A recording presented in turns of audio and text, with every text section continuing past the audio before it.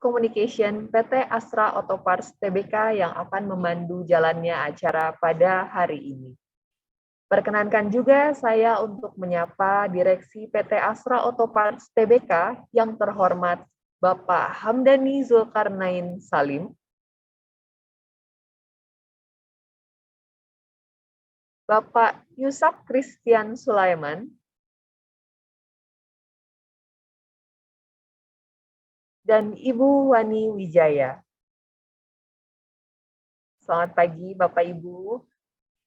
Saya juga mengucapkan terima kasih atas kesediaan Bapak dan Ibu peserta yang telah meluangkan waktunya dan juga mengucapkan selamat bergabung pada acara Public Expose PT Astra Auto Parts Tbk tahun 2022. Sebelum kita beranjak pada agenda selanjutnya, izinkan saya untuk membacakan tata tertib pelaksanaan Public Expose PT Astra Auto Parts Tbk tahun 2022.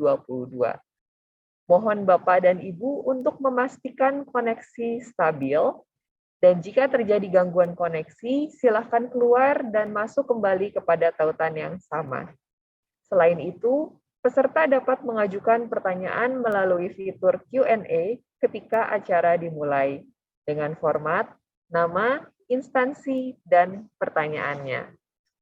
Baik, tanpa berlama lagi, saya persilahkan kepada Bapak dan Ibu Direksi PT Astra Auto Parts Tbk untuk dapat memaparkan materi terkait.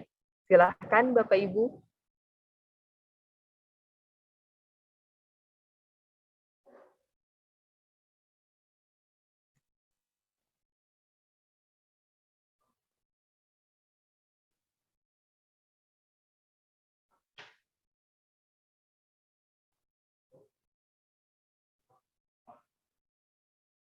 Mohon maaf, Bapak Hamdani boleh di-unmute terlebih dahulu.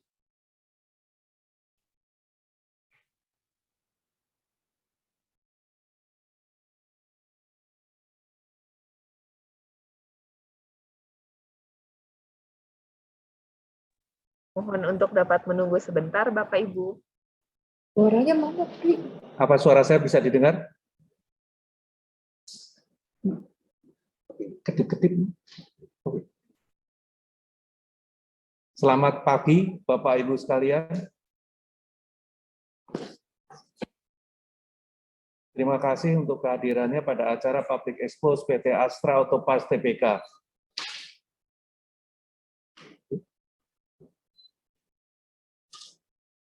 Kami bertiga akan memberikan gambaran umum perseroan, kinerja perseroan, dan juga strategi perseroan.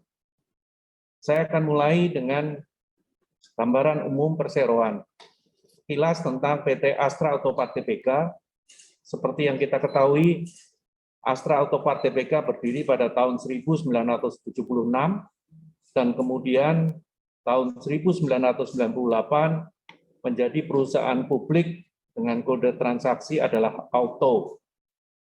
Kemudian di tahun 2006 kami mengembangkan divisi Fintech untuk mendukung operation di dalam manufacturing business kami, dan juga di tahun 2010 didirikan divisi Engineering Development Center untuk mengembangkan produk-produk di dalam Astra Auto Parts Group.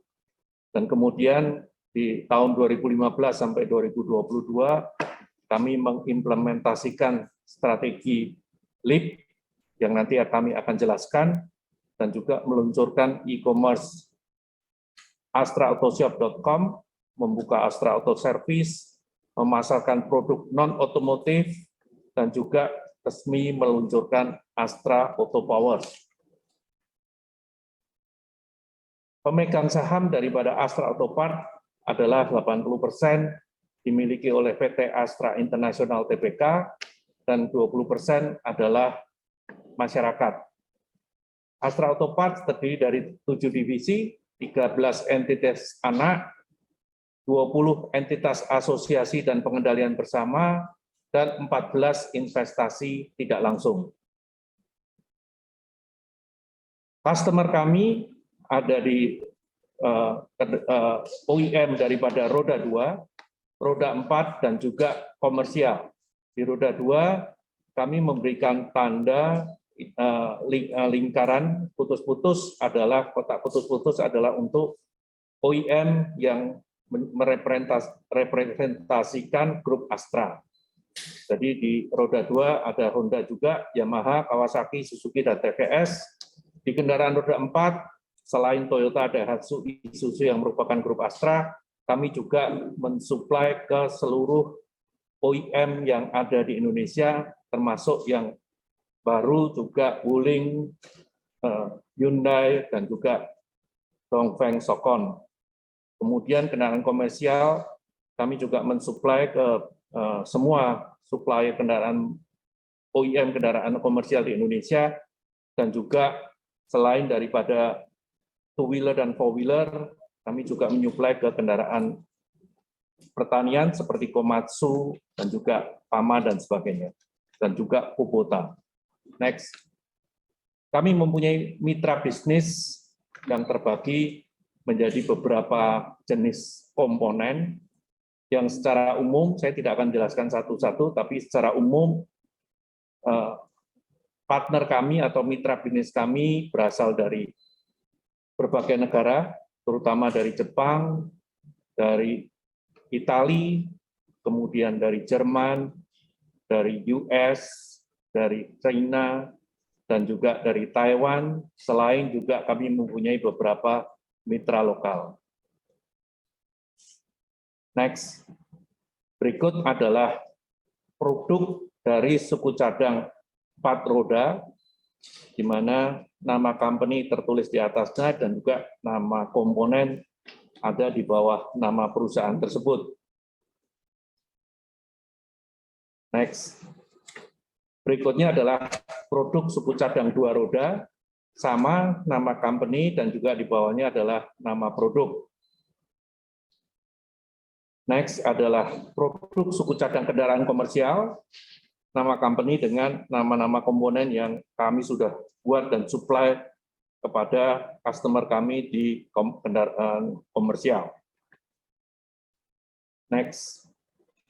Secara umum, Astra Autopart mempunyai 2 pilar bisnis, yaitu bisnis manufaktur dan bisnis perdagangan.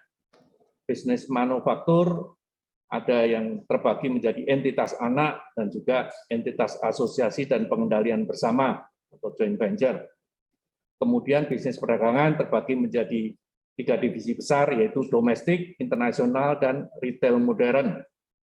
Berdasarkan pendapatan terbagi di tahun semester 1 2021, manufaktur 49%, perdagangan 51%, di semester 1 tahun 2022, manufacturing meningkat menjadi 52% dan perdagangan 48%.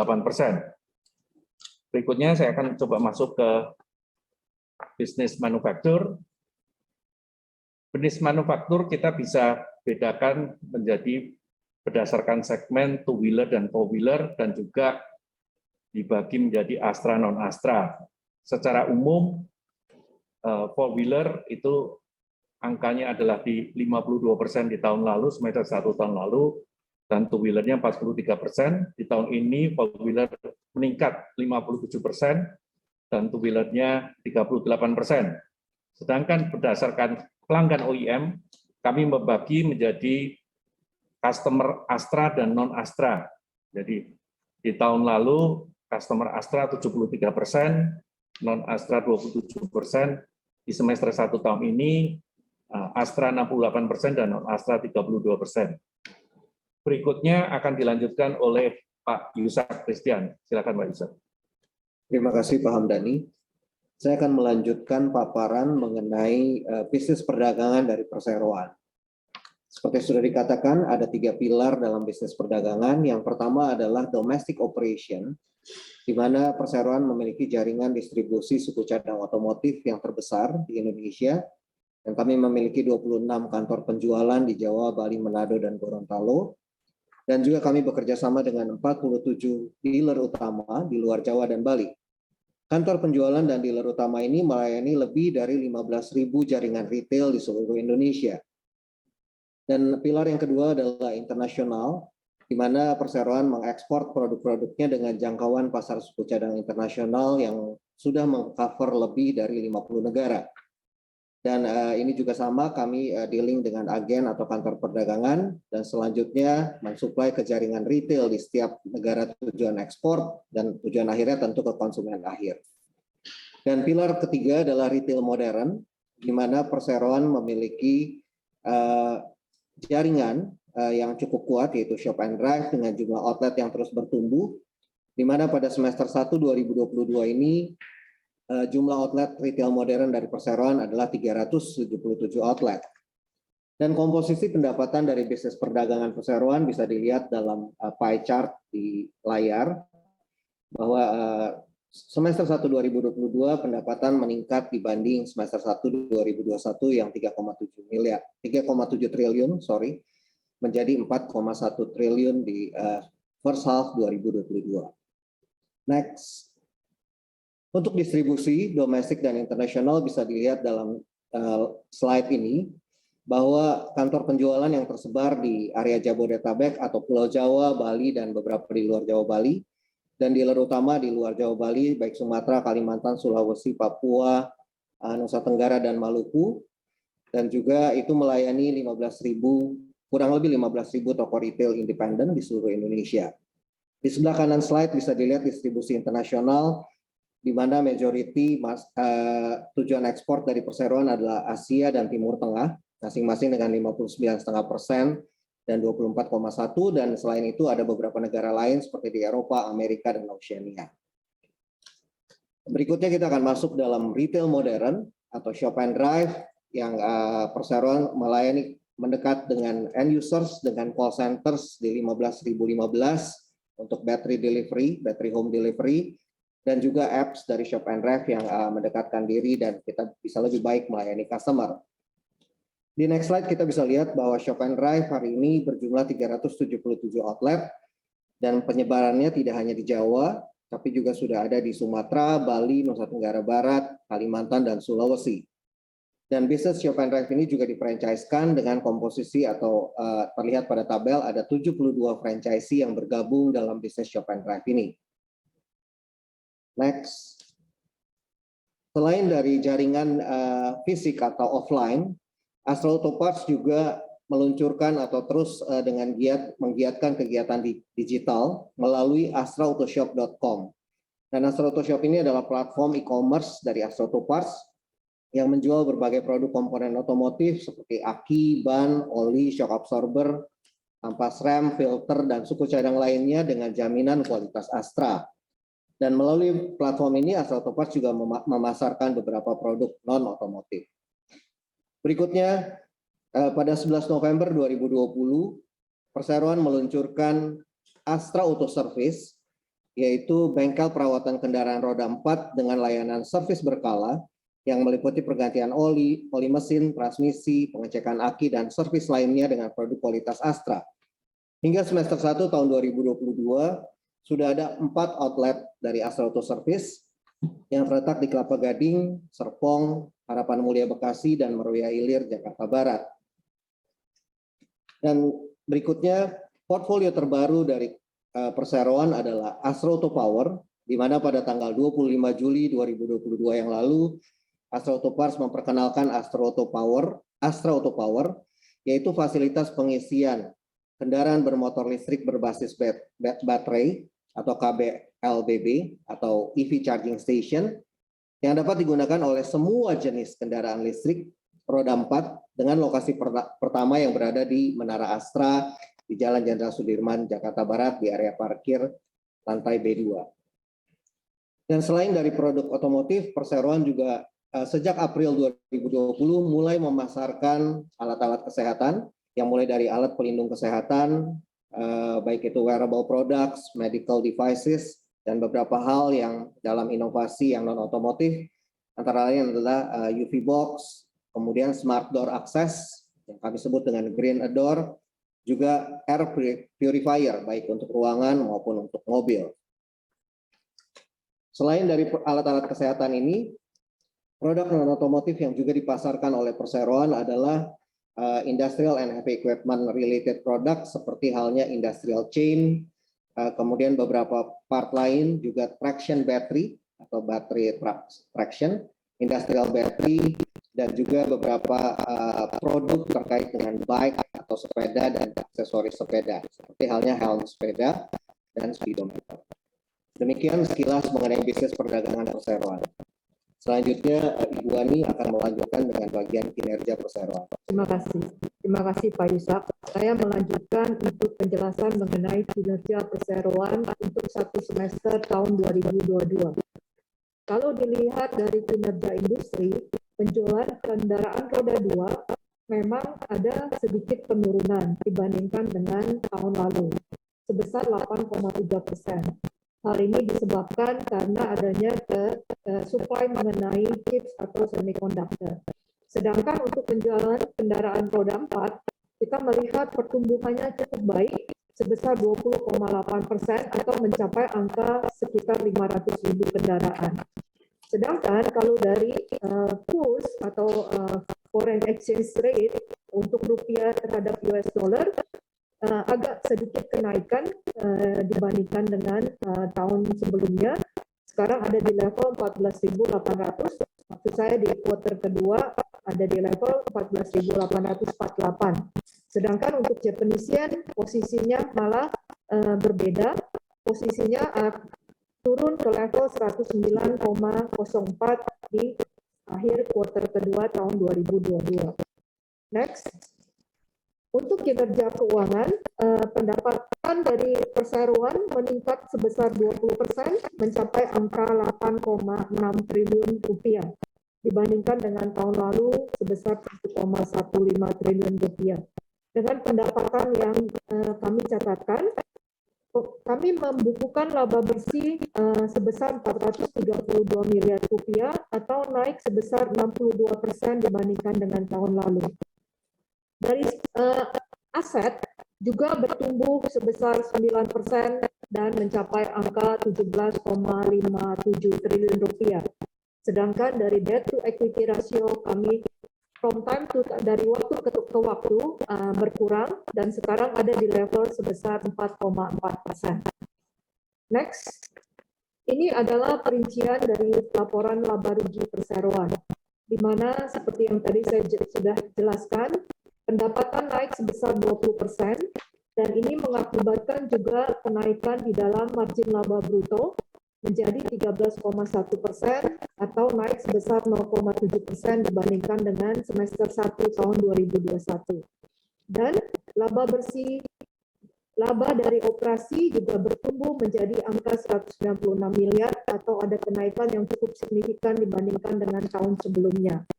Sedangkan bagian laba bersih entitas asosiasi dan pengendalian bersama itu juga bertumbuh sebesar 23% mencatatkan angka 263 miliar dan laba bersih perseroan secara konsolidasian mencapai angka 432% atau naik sebesar 62% compare dengan last year. Laba bersih per saham juga menjadi Rp90 per saham atau naik sejalan dengan kenaikan laba bersih perseroan. Demikian yang bisa saya sampaikan, dilanjutkan dengan strategi perseroan. Silakan Pak Hamdani. Terima kasih Ibu Ani. Saya akan melanjutkan dengan strategi perusahaan. Yang pertama adalah mengenai strategi jangka panjang. PT Astra Autopart Tbk sejak beberapa tahun yang lalu konsisten menjalankan strategi yang kami sebut LEAP, L dari leverage trading business, dan juga leverage position as preferred OEM suppliers, bukan hanya di domestic market, tetapi juga di regional market. Kemudian EA adalah singkatan dari excellence in all aspect, artinya kami sangat mendorong operational excellence to become the lowest cost producer to ensure sustainability. Kemudian P adalah product based instead of process based, di mana kami sangat menekankan kemampuan kami dalam desain, dari proses desain sampai membuat produk jadi, baik itu otomotif maupun industri yang lain, non-otomotif. Kemudian P yang terakhir adalah tentunya semuanya akan bisa berjalan kalau bisa didukung oleh ketersediaan orang dan juga organisasi yang efektif. Next. Ini adalah aktivitas AAP 2030 untuk Sustainability Aspiration yang tentunya sejalan dengan apa yang dilakukan di induk perusahaan kami Astra International. Jadi terbagi menjadi 3 portfolio. Yang pertama adalah portfolio. Saya terbagi 3P. Yang pertama adalah portfolio, yang kedua people, yang ketiga adalah public contribution. Jadi yang pertama portfolio adalah aktivitas antara lain mengurangi emisi gas rumah kaca, kemudian juga pengelolaan energi, pengelolaan air dan air limbah, pengelolaan limbah padat, dan juga ketahanan model bisnis. Kemudian di P yang kedua, yaitu sumber daya manusia, adalah intinya bagaimana meningkatkan budaya K3 atau kesehatan dan keselamatan kerja untuk mencegah kecelakaan yang bisa menyebabkan korban yang tidak bisa bekerja untuk hari-hari berikutnya.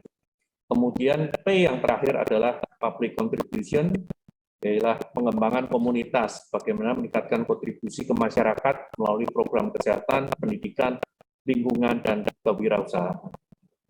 Demikian Bapak Ibu sekalian yang ingin kami sampaikan di acara Public Expose pada pagi hari ini. Saya kembalikan ke MC. Terima kasih.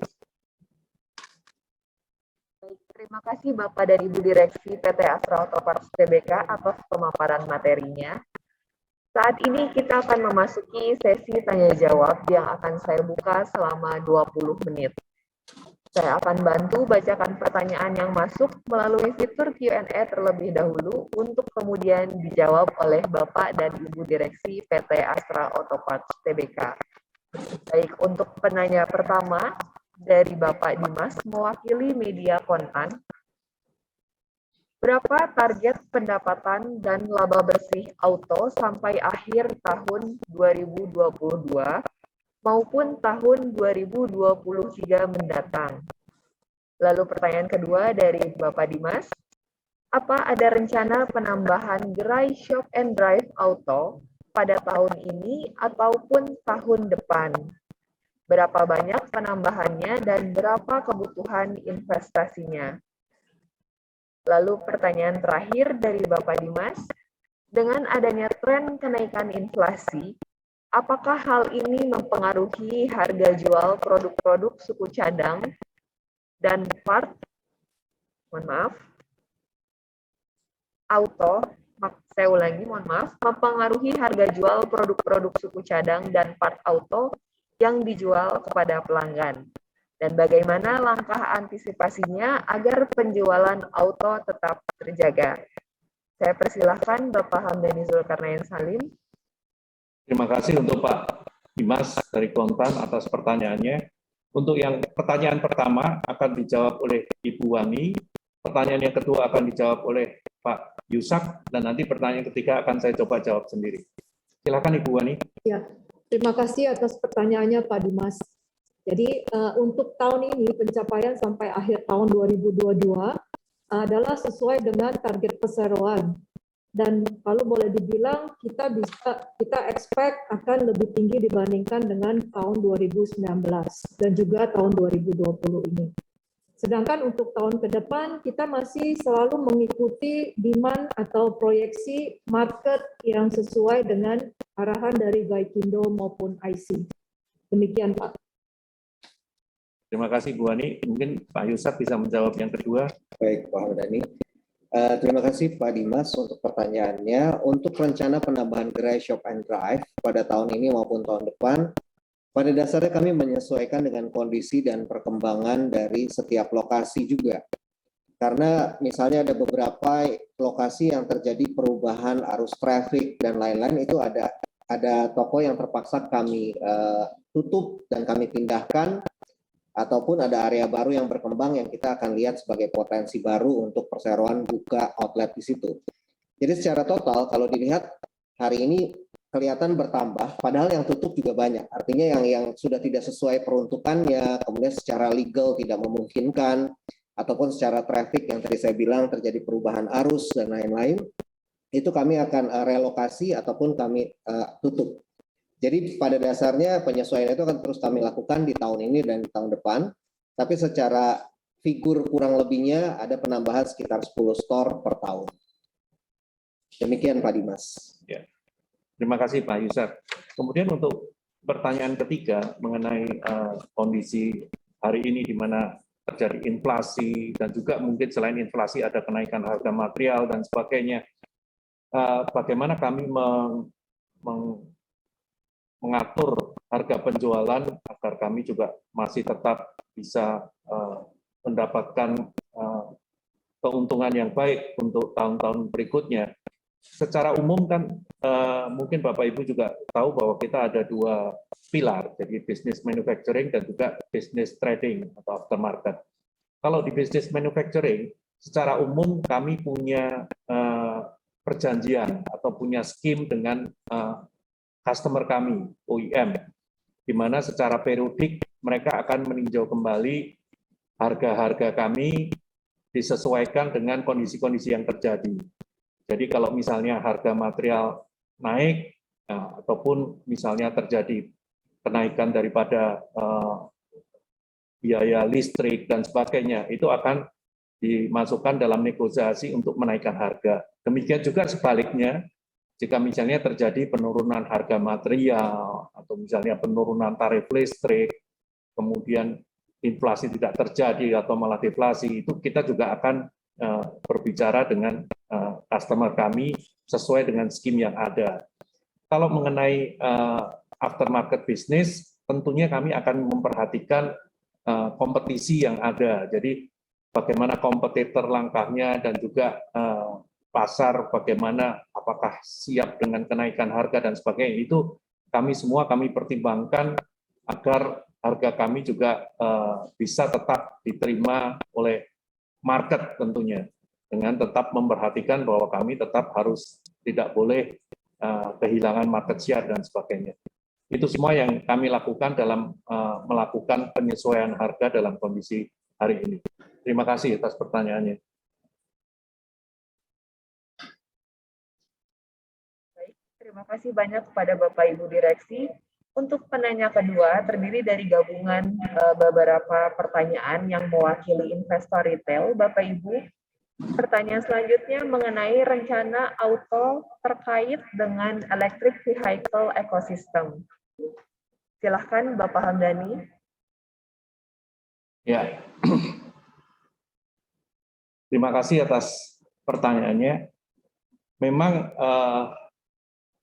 hari-hari ini kita semua tahu bahwa bukan hanya di negara kita, tapi di seluruh dunia juga sedang melakukan transformasi ataupun terjadi disrupsi, yaitu salah satunya adalah elektrifikasi.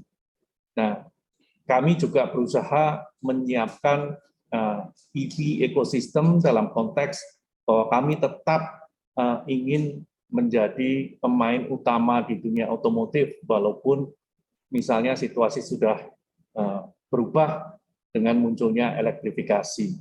Jadi kami juga mengembangkan beberapa potensi atau opportunity untuk kami menyiapkan potensi-potensi bisnis yang mungkin kami bisa masuk ke dalamnya, dan supaya kami tetap bisa menjadi pemain utama otomotif di masa kini maupun di masa depan.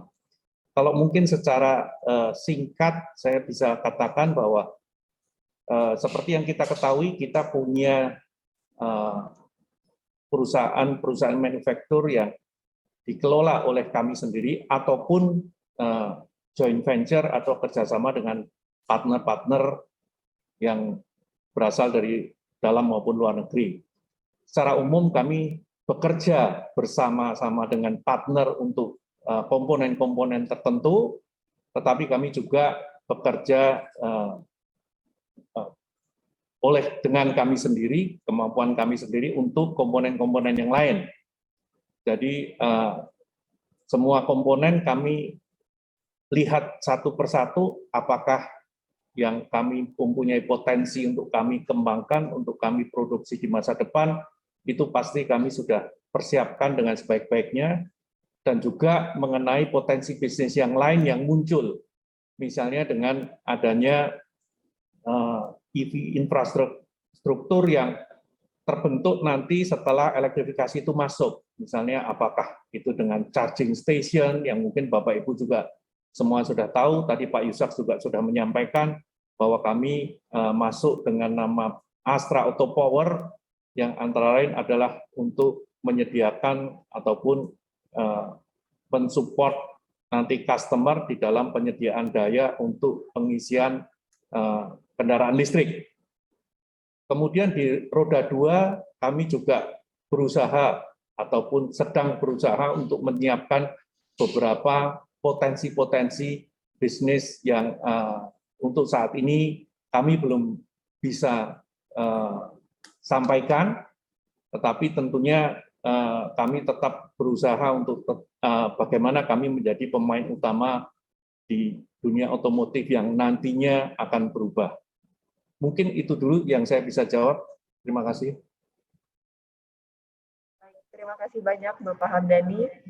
Untuk penanya ketiga dari Ibu Sari mewakili investor retail, Ibu Sari menanyakan apa itu Astra Auto Parts Sustainability Aspiration? Apakah bisa untuk lebih diperjelas bagaimana framework dari Sustainability Aspiration yang dimiliki oleh Astra Auto Parts? Silakan Bapak Hamdani. Ya. Astra Auto Parts Sustainability Aspiration adalah panduan perjalanan menuju masa depan yang lebih berkelanjutan bagi perusahaan, masyarakat, dan juga bagi negara kita. Saat ini kami berupaya meningkatkan program-program yang sudah ada dan mendukung program-program baru perusahaan untuk mencapai aspirasi kami sebagai grup Astra. Kami akan menyampaikan detail program dan inisiatif baru dalam jangka waktu yang akan datang, dan sementara itu kami dapat mendiskusikan beberapa inisiatif kami yang telah ada, di antaranya pada kategori portfolio melalui mengurangi emisi gas rumah kaca, pengelolaan energi, pengelolaan energi dan pengolahan air dan limbah, pengelolaan limbah padat, dan juga melalui kategori sumber daya manusia melalui kesehatan dan keselamatan kerja, dan juga kategori kontribusi pada masyarakat melalui pengembangan komunitas.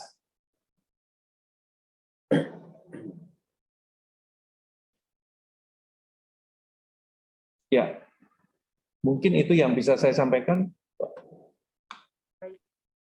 Terima kasih Bapak Hamdani Zulkarnain Salim.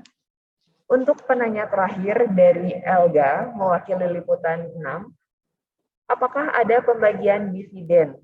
Itu pertanyaan pertama ya Bapak Ibu.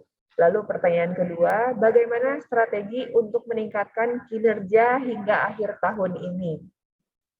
Lalu pertanyaan ketiga, berapa realisasi CAPEX hingga September 2022 atau di semester 1 2022. Silakan Bapak. Ya, mungkin pertanyaan-pertanyaan ini akan dijawab oleh Ibu Wani. Silakan Ibu Wani. Ya, terima kasih Pak Hamdani. Kalau mengacu kepada pertanyaan Ibu Elga yang poin pertama mengenai pembagian dividen, kami mereferensikan seperti tahun-tahun sebelumnya. Pasti kami mengconsider beberapa faktor.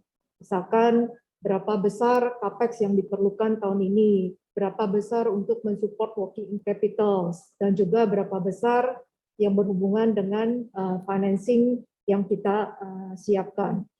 Oleh karenanya, kalau dilihat dari tahun-tahun sebelumnya, mungkin Ibu Elga sudah bisa melihat potensi pembayaran dividen untuk tahun ini. Kemudian pertanyaan kedua adalah mengenai meningkatkan kinerja sampai dengan akhir tahun.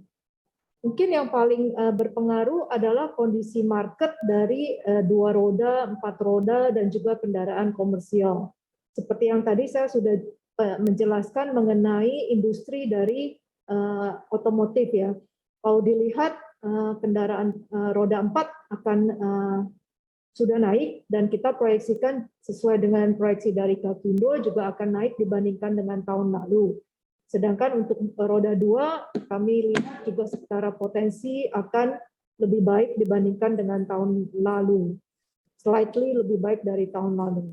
Dan dengan atas dasar itu, sesuai dengan performance di semester 1 yang memperlihatkan pertumbuhan dari kita punya financial, kita sebagai manajemen juga mengexpect akan adanya performance yang lebih baik dari tahun lalu dan juga lebih baik dari tahun 2019. Terakhir, pertanyaan nomor 3 adalah realisasi CAPEX.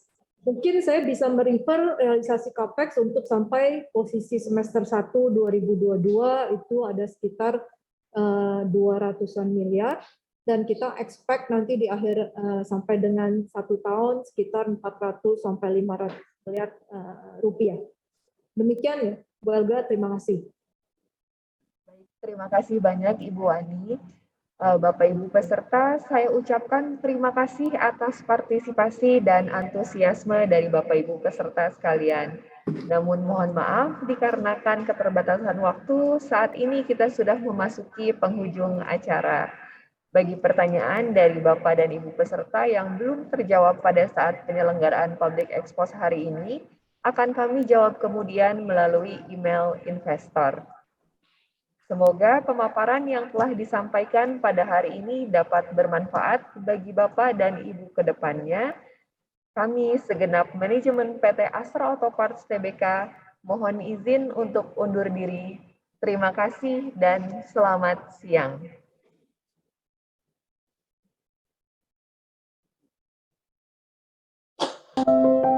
Saat Anda memulai perjalanan, untuk menciptakan berbagai momen berharga dalam kehidupan Anda, Astra Auto Parts selalu hadir menemani.